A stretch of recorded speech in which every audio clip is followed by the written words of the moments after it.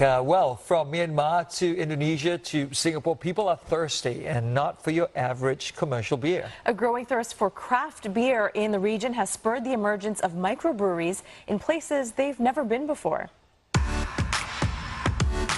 Indonesia, home to thousands of islands known for their natural beauty and rich culture. And some hope soon known for something else too. This is the country's first craft brewery. When you drink craft beer, you can taste the different character in the beer. When you're drinking wine, you can taste the soil, the type of grape, all the complex element to it. Same thing with craft, Craft beer produced with very unique ingredients. Sometimes we use orange peel, sometimes we use coriander, sometimes we use fruits. So from there, when you drink the beer, everything you can taste. The founder says it took 10 years to get here, partly because of the challenges of working in a country where liquor is widely frowned upon. Well, the hardest thing is to get the alcohol license, since Indonesia majority is Muslim, and the government stopped issuing license for producing alcohol in '92. So there is no way I can get a new license. So it took me about 2 years to get the old license that is being used. Using Balinese rice, spring water from the surrounding mountains, and local fruits, the brewery is distinctly driven by its desire to push the Indonesian brand.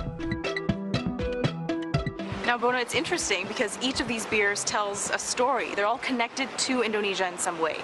Yes, of course. For example, this one, 1945, we brew it with 40% Balinese rice. So it's very Indonesian. And the year 1945? And the year 1945 is actually the year of Indonesian Independence Day. So I create this beer for Indonesian people. And this beer, we brew it with Indonesian coriander and orange peel. So local orange? Local orange, okay. For this beer. And of course, for the mango ale, we are using Indonesian mango to brew the beer.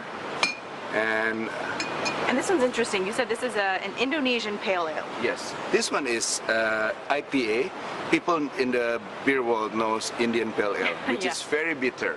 Where I see Indonesian and Asian doesn't like the bitter version, becomes IPA, but it's Indonesian pale ale, lower in bitterness, but it's very strong in hoppiness. Consumer research analysts say an increase in beer consumption correlates with economic growth. And with Asia's young population and the growing affluence of many countries in this part of the world, the craft beer market has a lot of potential.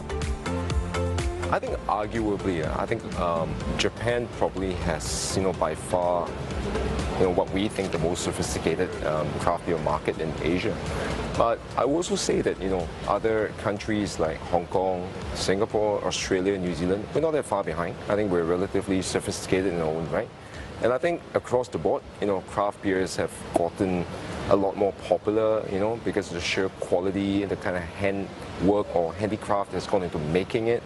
And I think, Asia is no different from other craft beer regions like the Americas or even Europe. And we're definitely out there, and I think a lot more people are enjoying craft beers.